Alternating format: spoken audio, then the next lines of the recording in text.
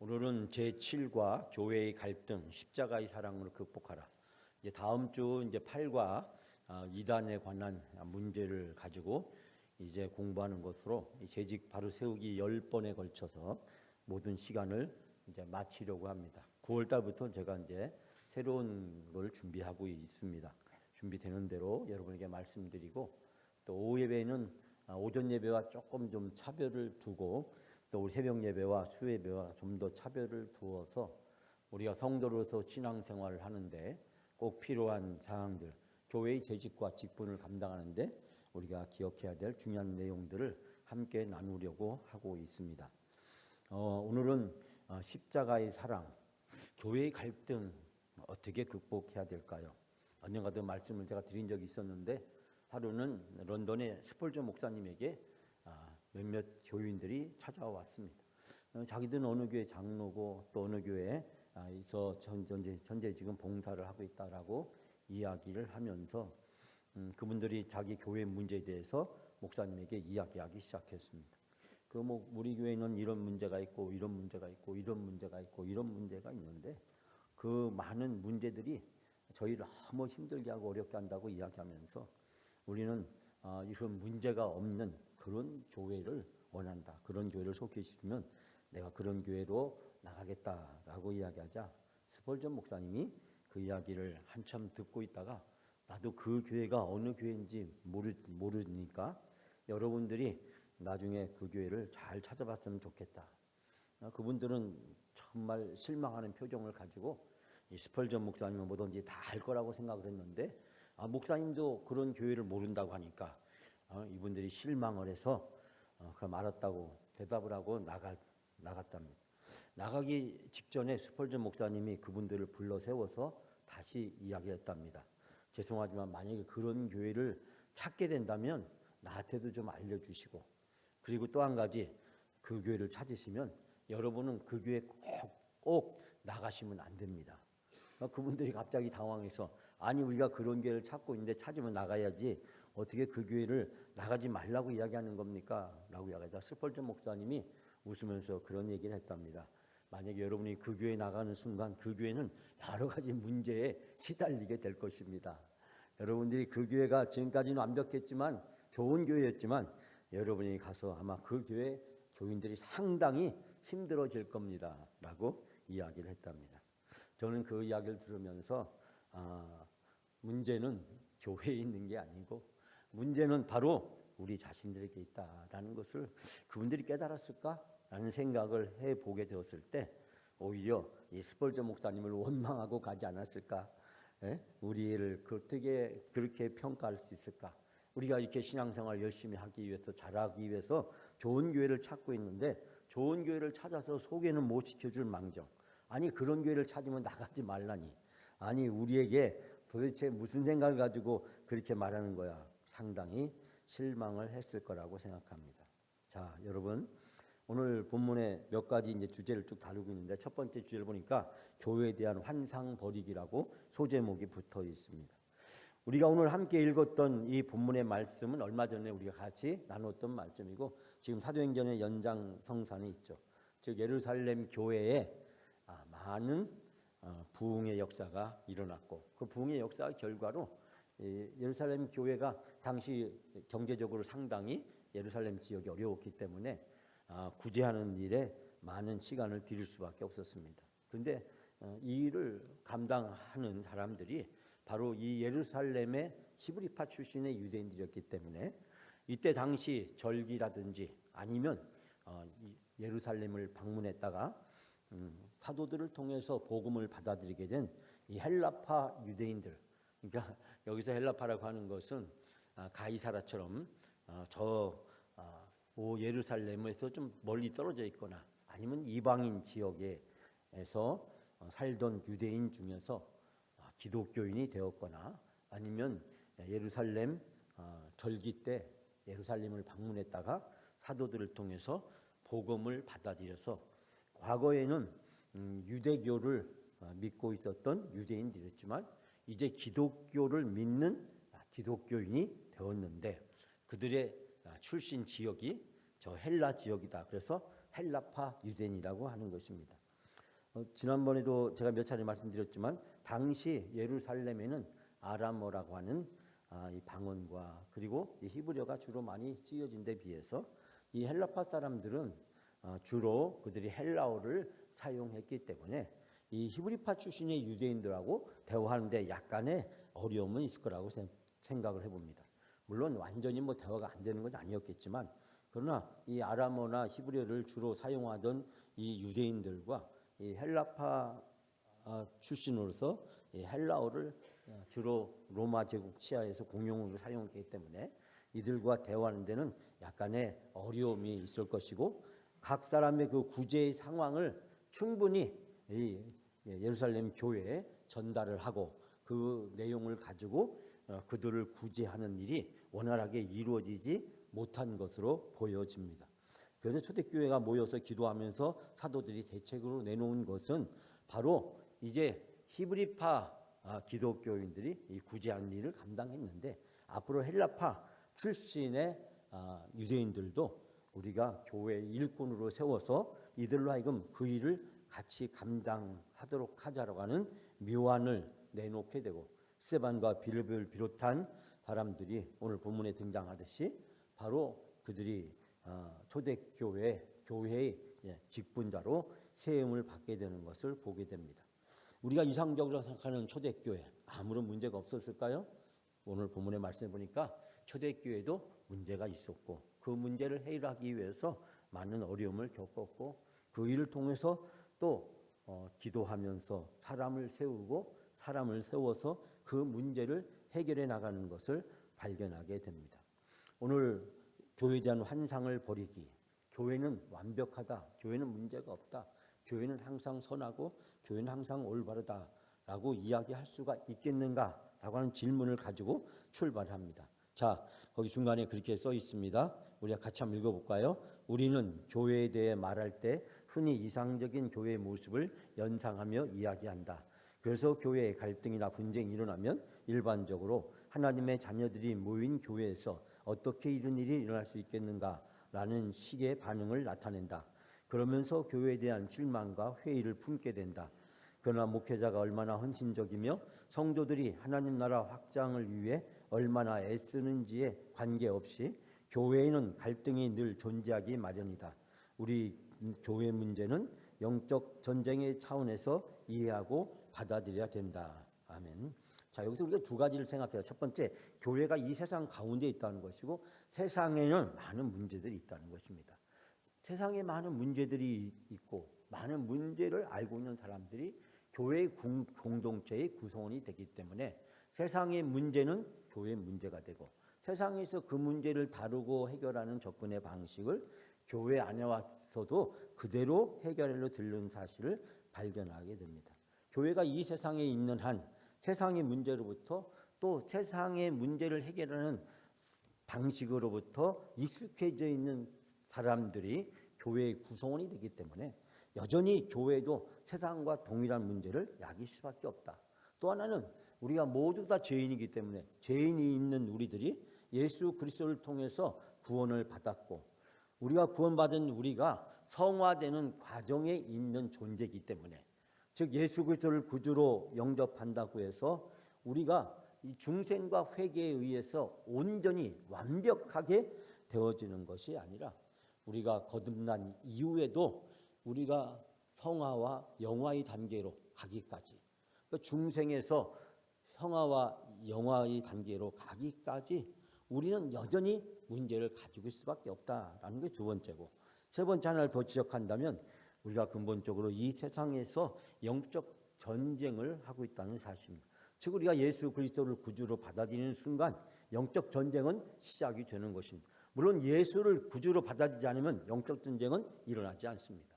즉 하나님이 관심을 두고 개입할 만한 아무런 일이 그의 생애에서 일어나지 않습니다. 그러나 예수 그리스도를 우리가 구주로 믿고 받아들이는 순간 마귀와 사탄은 우리를 하나님부터 멀어지게 하려고 온갖 방법을 다 동원하여 우리를 공격하기 때문입니다. 그러므로 교회의 문제는 사회적인 문제인 동시에 영적인 문제라는 사실을 우리는 반드시 기억해야 됩니다. 그 교회 안에서 많은 일들, 우리가 겪게 되는 일들, 인간관계나 일을 하면서 겪게 되는 많은 일들을 단순히 뭐 조직이나 공동체나 뭐 회사나 기업이나 단체에 생기는 일상적인 문제들이기도 하지만 동시에 그 문제의 이면에 있는 영적 전쟁의 차원에서 우리가 이해를 해야 된다고 하는 것입니다. 그렇기 때문에 우리가 사회나 국가나 아니면 개인적인 어떤 단체에서 겪게 되는 것과 이 교회 안에서 겪는 것은 근본적인 차이가 존재하게 된다라는 사실을 발견하게 됩니다. 사회에서 또 회사나 뭐 국가나 이런 데서 일어난 일들은 영적인 문제가 아니죠. 그런 문제는 사회적이고 어떤 심리적인 문제고 또 인간관계의 문제일 경우, 정치적인 문제일 경우가 상당히 많습니다. 우리가 교회 안에서 일어난 일들을 영적으로 받아들이지 않으면 이 문제를 제대로 해결할 수가 없는 것입니다. 예수 그리스도를 구주로 믿는 이후부터 시작되는 영적 전쟁, 그 전쟁의 최종적 승리는 우리가 주님 앞에 가게 됐을 때, 주님이 재림됐을 때 완성되게 될 것입니다. 그러나 그때까지 그 과정은 끊임없이 영적 전쟁이다. 즉 우리 교회가 겪고 있는 문제, 한국 교회가 겪고 있는 많은 문제들이 바로 이 세속을 통해서 끊임없이 교회를 공격하는 사탄과 마귀와의 영적 전쟁이라는 것을 기억을 해야 됩니다. 그렇기 때문에 우리는 무엇보다도 하나님의 말씀에 비추어서 하나님의 뜻을 구해야 되고 기도하면서 성령의 인도하심을 따라야 됩니다. 오늘 오전에도 말씀드렸지 예수님께서 성령을 기름 붓듯이 하나님이 부어주셨습니다. 만약에 예수님이 성령의 능력을 힘입지 않았더라면 사람을 살리고 사람을 구하는 일을 할 수 있을까요? 귀신을 내어 쫓고 오병이어 예수님의 그 권능과 능력, 물론 삼위일체 되신 하나님 중에 한 분이시고 그렇지만 오늘 오전에 주신 말씀을 통해서 베드로는 이야기하기를 성령이 예수님에게 기름 부어 주셔서 예수님이 그 능력과 권능으로 이 놀라운 복음의 사역과 또 치유와 회복의 사역과 귀신을 쫓는 이 놀라운 사역을 감당할 수 있었다라고 고백을 하고 있습니다. 사랑하는 여러분, 영적 전쟁이다 라고 하는 측면에서 기도와 말씀이 없이 성령의 인도하심 없이 영적 전쟁, 교회의 문제는 해결될 수도 없고 감당할 수도 없다라는 사실을 기억해야 됩니다. 사도 바울이 하나님 앞에 간절히 기도했어요. 자신에게 문제가 있습니다. 사도 바울의 고백의 결론은 무엇입니까? 하나님이 이 문제를 해결해 주지 않을 것이다. 왜? 내가 이 문제가 해결되는 순간 내가 너무 스스로 교만에 빠질 거기 때문에 자고함으로 스스로 어리석은 구렁텅이에 빠질 자기 자신을 보면서 나의 문제가, 나의 약점이, 나의 병이, 나의 단점이, 나의 아픔이 주님께 더 가까이 나가게 하고 주님을 의지하게 만드는 힘과 능력을 부여한다는 사실입니다. 여러분, 이제 우리의 교회 문제를 바라다보는 우리의 관점을 바꿔야 됩니다. 영적 전쟁이다. 교회 안에 일어나는 모든 문제, 내가 예수 그리스도로 거듭난 이후에 신앙생활하면서 겪게 되는 모든 문제들을 우리는 영적인 관점에서 그 문제를 보아야 된다는 것입니다. 자, 첫 번째, 교회의 불을 받아 모여든 개개인은 이미 완전히 거룩하게 변화된 것이 아니라 아직 변화되고 있는 과정에 있기 때문이다. 과정, 언제까지? 주님 오실 때까지, 주님 부르실 때까지. 우린 지금 성화의 단계를 걸어가고 있습니다만 영화의 단계를 이룰 수는 없습니다. 주님 앞에 서게 될 때, 주님이 오실 때야 비로소 우리가 온전히 영화의 단계로 들어가게 되는 것입니다. 우리의 신앙의 궁극적인 목표는 우리가 영화의 단계에 있지만 그러나 그 영화의 단계로 가기 위해서 수없이 겪는 이 성화의 과정을 겪어야 됩니다. 존 버넷 쓴 천리 역정에서 크리스찬이 걸어가는 그 천국의 여정은 말이죠, 끊임없이 성화의 과정인 것입니다. 예수를 구주로 믿었다고 해서 모든 문제가 완벽해지고 모든 문제가 다 해결되고 모든 권능과 능력에 힘입어서 백전백승 아무런 문제가 생기지 않는 그런 상황이 우리에겐 결코 도래하지 않는다라는 사실을 우리가 기억하셔야 됩니다. 두 번째, 교회에는 알곡과 가라지가 함께 서엮여 있기 때문이다. 여기서 저는 이렇게 봅니다.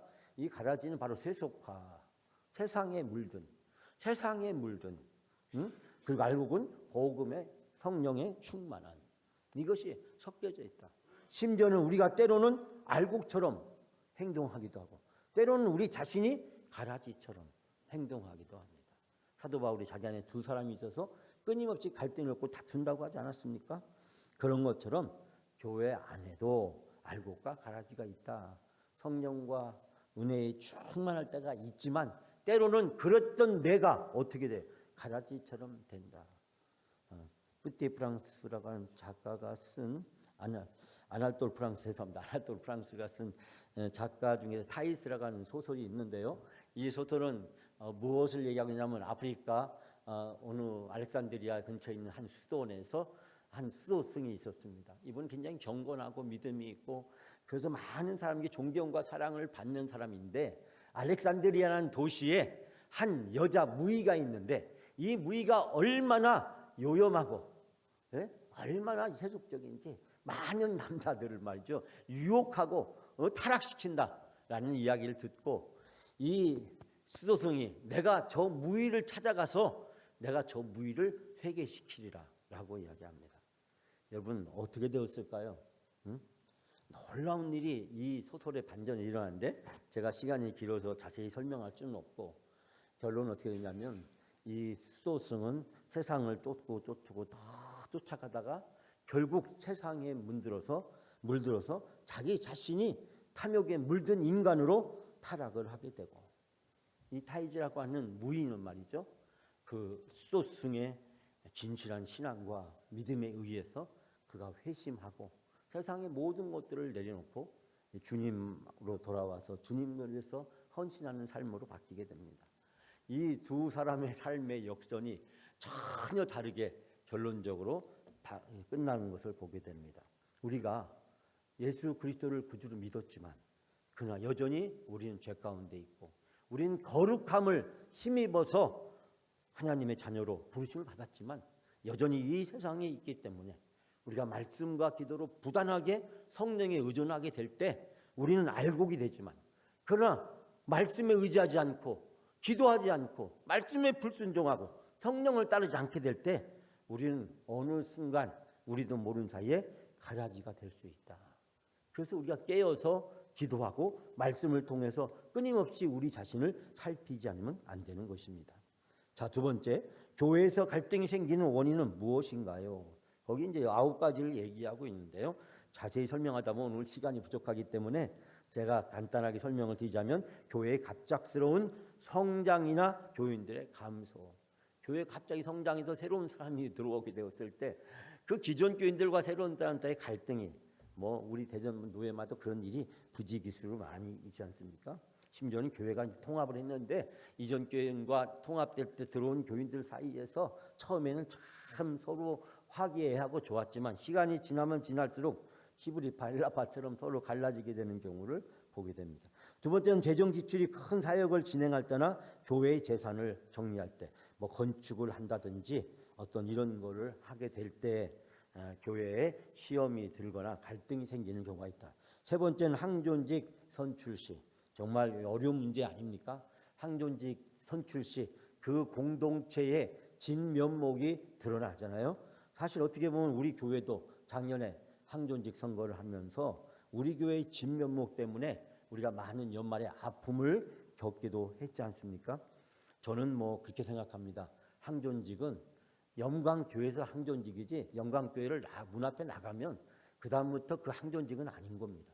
영광교회에 있을 때 영광교회에서 신앙생활하고 봉사해서 하나님이 영광교회에서 항존직으로 세워주신 것이고 그때 하나님 앞에 임직하면서 하나님께 교인들 앞에 교회 공동체 앞에 서약을 했잖아요. 교회 문 밖에 나서면 항존직은 더 이상 항존직이 아닌 것입니다.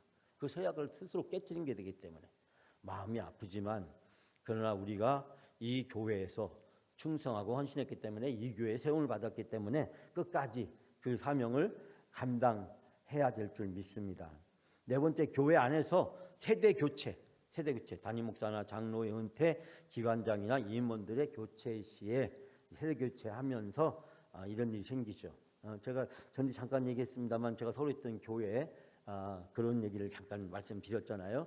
서울대학 교수하고 서울의 강남 모 고등학교 교장선생님하고 이 서울에 있는 서울대학교 교수, 진짜 서울대학 교수입니다. 서울에 있는 대학이 아니라 서울대학 교수님, 이분은 장로님이셨고, 또 안수 집사님, 이분은 전라도가 고향이신 분이었죠. 안수 집사 회장이 있어요. 아니 이 남선교회를 같이 하면서 한 교회를 몇몇 교회를 후원하게 되었는데, 이 장로님이 미국에 연구학교로 간 사이 1년 동안 있는 사이 이 안수 집사 회장님 그 선교하던 교회를 다른 데로 바꿨습니다. 물론 회원들하고 상의를 했죠. 그러니까 그 장로님 돌아와서 왜 바꿨냐? 그 교회가 왜 무슨 사연인지 아냐? 왜 나한테 얘기도 안 하고 바꾸느냐? 그렇게 말할 수도 있죠. 말을 안 해도 되죠. 말을 해도 되고 말을 안 해도 되는 거죠. 그래가지고 트집을 잡을 일이 아닌 거죠. 트집 잡는다고 거기에 걸려 넘어지면 안 되는 거죠. 하여간 다 문제인 거죠. 결국 고소고발이 이루어지고 용산경찰서에 가서 젊은 형사 앞에서 아주 그 두 분이 사회적으로는 서울대학 교수요 강남의 모 고등학교 교장이면 어느 정도의 학력과 지위와 신분이 있는가, 완전히 젊은 애 나이밖에 안 되는 형사한테 삿대질을 당하고 도대체 채신머리 없이 이게 뭐 하는 짓이냐고 수모를 당하고 와가지고 서로 더 큰 철천지 원수로 전락. 참 교회 문제가 세속사에 갔을 때 문제가 해결되지 못하는, 담임 목사의 장기간 외유나 잦은 타교의 집회 사역, 6번째 목사의 가정에 언론이 생길 때, 7번째 개인이나 교회 기관과 상충된 요구와 팽팽히 맞설 때, 8번째 기득권 또는 주도권이 다툴 때, 교회 통합이나 폐쇄 때. 자, 그 밑에 있는 걸 다 같이 한번 읽어볼까요? 갈등이 전혀 없는 이상적인 교회는 이 땅에 존재하지 않는다. 따라서 갈등이 존재하지 않는 교회가 건강한 교회가 아니라 갈등이 생길 때마다 지혜롭게 해결해 나가고 또 그 갈등을 성장과 성숙의 기회로 삼는 교회가 건강한 교회이다. 거기 보면 성장과 성숙의 기회로 삼아야 된다. 문제는 다 있고 문제 없는 가정이 어디 있고 문제 없는 사람이 어디 있고 문제 없는 교회가 없습니다. 왜냐하면 이 세상이 있고 이 세상은 곧 문제이기 때문에 그렇습니다. 그렇기 때문에 우리가 이 세상에서 벗어날 때까지 우리는 문제로부터 자유로울 수가 없는 것이고, 문제가 있다는 것은 갈등이 수시로 일어난다라고 하는 것입니다. 그럴 때 우리는 기도와 말씀을 통해서 하나님의 뜻을 살피고 성령의 인도하심을 받아야 오히려 그 갈등을 성장과 성숙의 기회로 삼을 수 있다는 겁니다. 자, 교회 갈등을 처리하는 성경적 원리는 무엇인가? 첫 번째, 에덴 동산의 갈등. 여러분이 밑에 딱 보시면 아담과 하와 사탄이 나오는 것을 보면서 알 수 있게 되죠. 에덴 동산의 갈등. 여러분 보세요. 아담과 하와에게 사탄이 유혹한 것은 무엇이었습니까? 하나님과 같이 되어. 창세기 3장 5절 말씀에 등장하죠. 하나님과 같이 되어. 언젠가도 제가 설명을 드린 적이 있습니다만, 하나님과 같이 되어, 헬라 말로는 라틴어에 의하면 이게 휘브리스라는 말이 뜻인데요. 그 휘브리스는 뭐냐면 바로 다른 말로 번역하면 교만이라는 뜻입니다. 다시 말하자면 하나님과 같이 된다. 누가 하나님과 같이 되는 겁니까? 아담과 하와가. 누가요? 피조물이. 여러분 자식이 아버지와 같아질 수 있어요? 부모와 같아질 수 있어요? 부모와 자식 간에 존재하는 엄격한 차이라는 것, 우리가 하나님과 그 피조물 사이에 명백한 부분. 선악과가 무엇을 설명하느냐? 여러분도 많은 얘기를 들었을 것이고 여러분도 아마 얘기하라면 1시간 정도 충분히 얘기할 수 있을 거라고 생각이 듭니다. 신학자들도 그 선악과가 무엇이냐에 대해서 의견이 분분하고 주장이 많습니다. 정말 1000명이면 100가지 이상이 나올 정도로 학자들 사이에서도 많은 논란이 있습니다. 그러나 중요한 것은 하나님과 인간 사이에, 창조주와 피조물 사이에 명확한 경계를 긋는 것이 단 하나밖에 없었다는 거예요. 뭡니까? 선악을 알게 하는 나무의 실과. 뭐든지 다 할 수 있죠. 그냥 할 수 없는 것 한 가지. 너는 피조물이야. 어떤 신학자는 그렇게 얘기합니다. 너는 피조물이야. 나는 창조주야. 이 경계를 짓는 것이었다는 거죠. 하나님과 인간 사이, 사탄과 인간 사이, 인간과 사이. 어디에 시작됩니까? 교만에서. 교만에서. 우리가 속담 세상에 쓰는 흔한 말이 있죠. 맘먹으려고, 맞짱 뜨려고. 두 번째, 광야의 갈등. 우리가 이제 민수기에 자세하게 이 말씀들이 이제 등장하고 있잖아요. 하나님과 모세와의 갈등, 모세와 아론과 이 미리암의 갈등. 이 광야에서 하나님 100%, 나 0%인데 이게 안 되는 거죠. 예? 그럼 만사 형통인데 이게 안 되고 자꾸 나 100%로 가려고 하고, 하나님이 100%고 나 0%인데 이걸 뻔대로 이렇게 내가 100%를 자꾸 올라가려고 하나님을 자꾸 낮추죠. 나의 생각, 나의 입장, 나의 모든 것들은 자꾸 올라가고 하나님의 생각과 하나님의 뜻은 자꾸 무시하고 듣지도 않고 인정하지 듣지 않는 거죠. 여기서 바로 가장 근본적인 문제가 생겨나는 것을 보게 됩니다. 즉 여기까지 바로의 노예였던 이 히브리 떠돌이 민족을 하나님이 애굽의 노예로부터 해방시켜 주시고 여기까지 인도해 주신 그 은혜를 깨닫지 못했을 때, 세 번째 예루살렘 교회의 갈등, 우리가 함께 나눴던 헬라파 가부와 히브리파 가부의 갈등, 이방인 신자들과 유대인 사이의 갈등. 우리가 오늘 주신 말씀이 대분수령을 이루게 되죠. 베드로, 제가 지난주 새벽 때 잠깐 말씀을 드렸는지 모르겠는데 왜 하필이면 베드로일까요? 바울을 보내면 되지. 왜 바울을 보내지 않고 왜 하나님이 베드로를 보냈을까요? 요바에서 있었던 그 피장의 집에 있던 그 베드로를 부릅니다. 어디로? 가이사로. 어디로요? 로마에 보내려고 하는 백부장의 집에. 왜 하필이면 거기에서 베드로를 불렀을까요? 히브리파 출신의 기독교인들, 예루살렘 교회, 당시에 가장 큰 영향력과 힘을 가지고 있었던 사도들로 중심이 되어서 구성되어진 이 예루살렘 히브리파 교회의 저항과 갈등을 뭐라고 해야 되나요? 줄이기 위해서 하나님이 내신 묘책이라고 저는 생각합니다.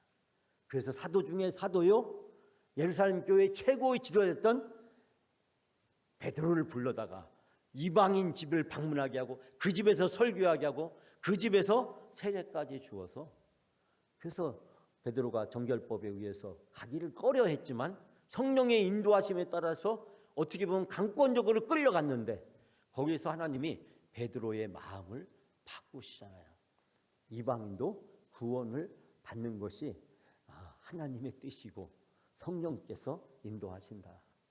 그래서 베드로가 예루살렘 교회 가서 그 얘기를 했을 때 예루살렘에 있는 교인들이 저항하지 않고 거부하지 않고, 의견의 차이는 존재하지만 그럼에도 불구하고 결국은 예루살렘 회의에서 이방인의 구원을 받아들이게 되고, 이것은 놀라운 전환기적 사건이 되는데 더 이상 할례나 율법을 따르지 않아도 된다라고 하는 그 초대교회 역사에 가장 큰 분수령이 이루고 유대교와 기독교가 완전히 결별하는 대전환점을 이루게 됩니다.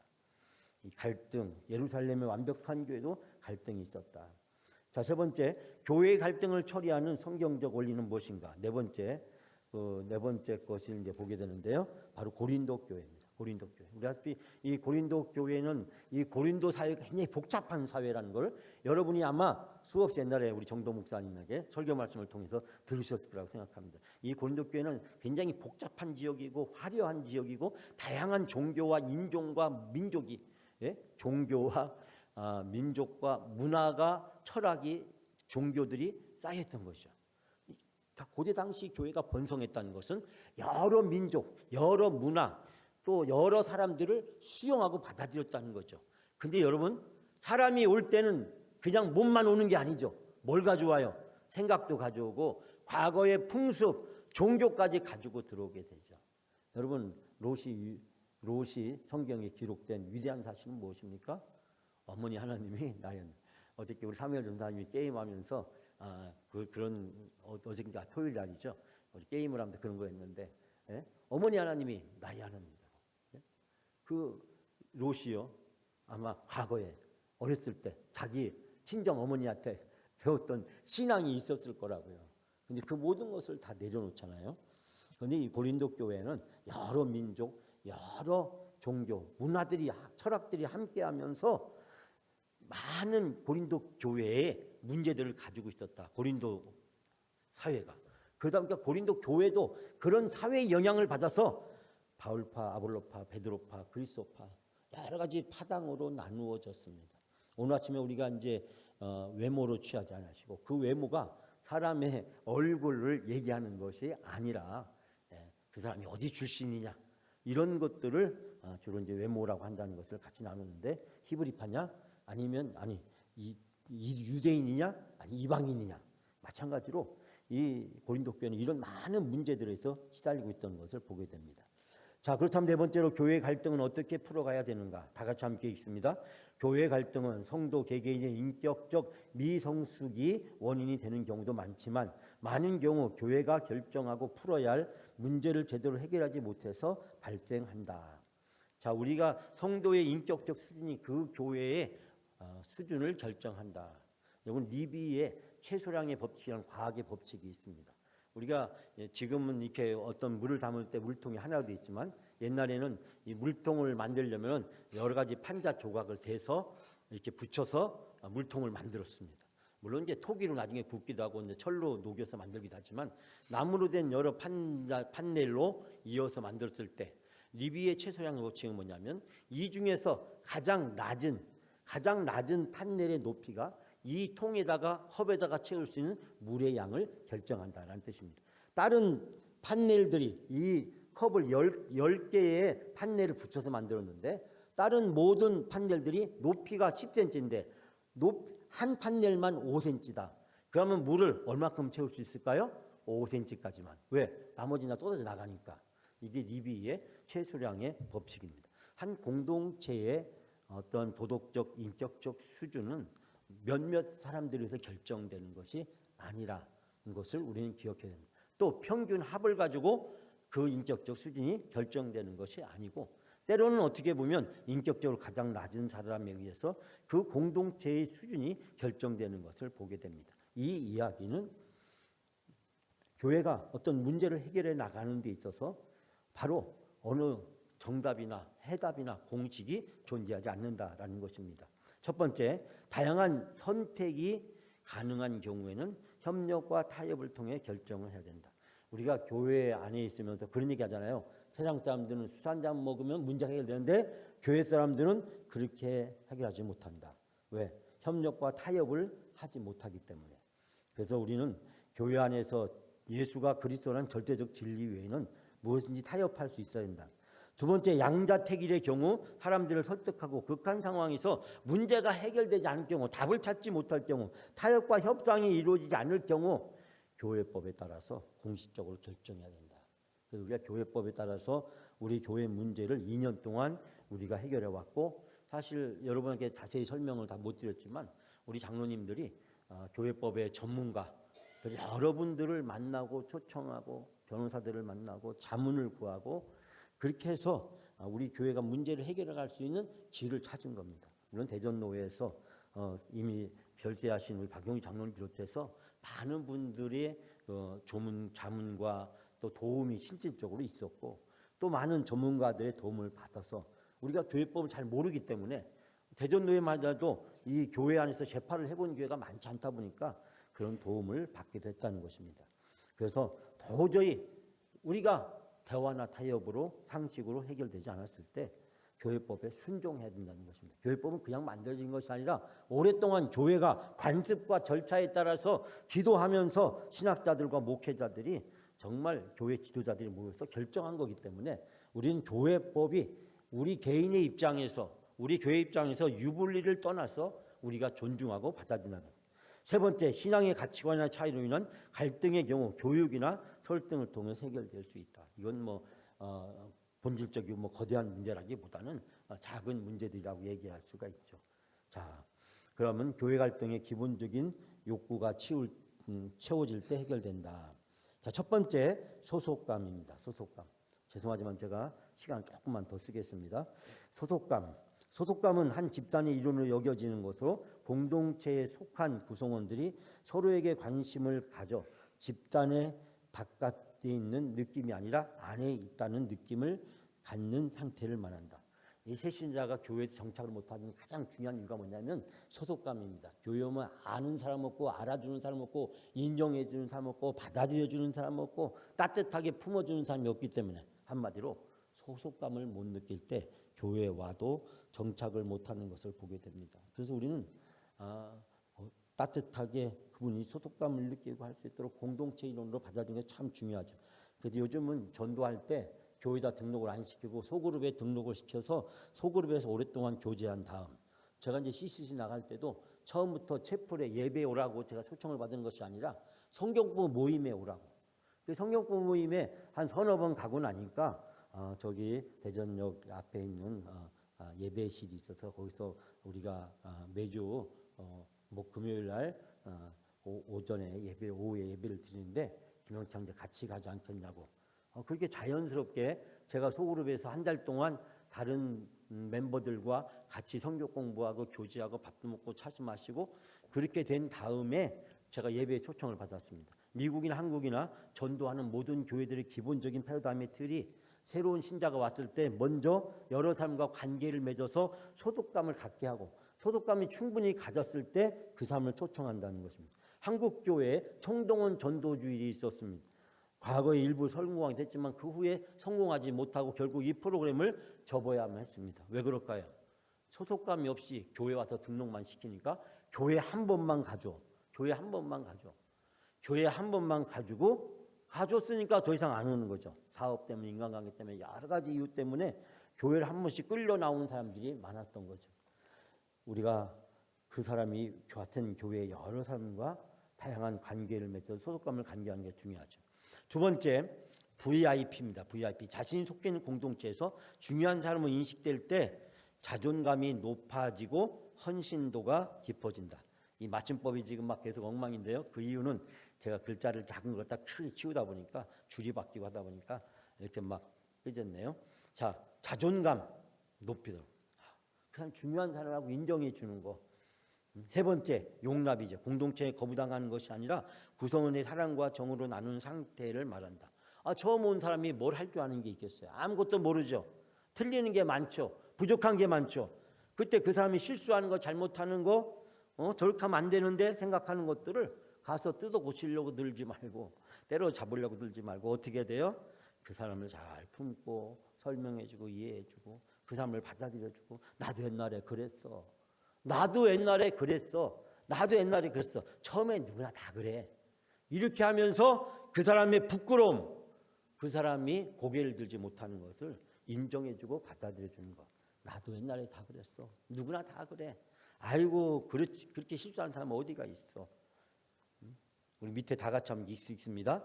그러나 교회는 세상에 있기 때문에 세속화의 영향에서 벗어날 수 없습니다. 죄인들이 모여서 세상의 모든 문제에 영향을 받는 죄인 공동체입니다. 특히 교회가 직면한 모든 문제는 영적 전쟁입니다. 그러나 예수님의 십자가를 통해 구원받은 구원 공동체입니다. 그러므로 항상 깨어서 기도하고 항상 말씀에 순종하고 항상 성령의 충만함을 받아야 합니다. 기도와 말씀으로 성령이 이끄는 영적 공동체가 되어 부단한 영적 전쟁에서 승리하는 천국 공동체를 향하여 나가야 합니다. 아멘. 우리가 영적 전쟁이다. 교회 안에서 모든 문제는 영적 전쟁이다. 기도와 말씀으로 늘 성령의 인도하심 앞에 겸손하게 순종하고 따라가게 될 때 하나님이 우리를 선한 길로 인도해 주시고 우리가 날마다 천국의 삶을 살아갈 수 있도록 축복해 주실 줄 믿습니다. 예수 그리스도의 십자가의 사랑, 원수까지도 용서하신 그 예수 그리스도의 사랑. 저는 최근에 한 사람으로 하여금 심한 배신감을 느꼈습니다. 그럴 수가 어디 있습니까?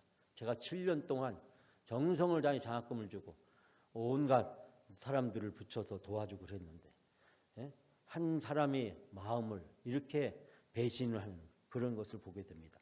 그러나 저는 하나님께 그 모든 것을 맡깁니다. 그리고 십자가의 사랑으로 저는 내가 판단하거나 내가 정죄하거나 내가 심판하지 않습니다. 하나님께 맡겼습니다. 하나님, 난 도저히 더 이상 감당할 수 없사오니 하나님이 해결해 주십시오. 사람들은 화를 내고 저한테 분노하면서 그렇게 말합니다. 어떻게 그런 사람을 내버려 둘 수 있느냐. 당장 끄집어 내려야지. 당장 아무것도 못하게 만들어야지. 그러나 예수 그리스도의 십자가의 사랑으로 그 사람을 만드는 것은 내가 아니고 하나님이시다. 하나님이 그 사람의 잘못된 것을 심판하실 것이고 반드시 하나님이 그 대가를 지불하게 하실 것이다. 그러나 그 모든 것은 내가 할 것이 아니라 하나님이 하실 것이다. 저는 하나님께 맡겼습니다. 교회 공동체 문제에 있어서 선악을 가지고 따지면 안 됩니다. 선악을 가지고 따지면 교회 문제를 해결할 수가 없습니다. 우리는 다 죄인이기 때문에 우리는 다 부족한 사람이고 하나님께서 그 문제를 맡기고 하나님이 그 문제를 해결해 나가도록 우리는 믿음으로 받아들여야 되고 영적 전쟁으로 받아들여야 이 교회의 문제, 분쟁과 갈등에서 해결될 수 있는 줄 믿습니다. 주님께서 우리를 용서하셨습니다. 나를 용서하셨습니다. 어떤 죄도 다 용서해 주셨습니다. 그 십자가의 사랑의 마음을 가지고 다른 사람의 허물과 문제를 접하고 그를 감싸고 용서하고 그를 주님께 맡기는, 그래서 좀 더 성화의 단계에서 성숙해져가는 우리 영광교회 또 여러분과 제가 되시기를 주님의 이름으로 축원합니다.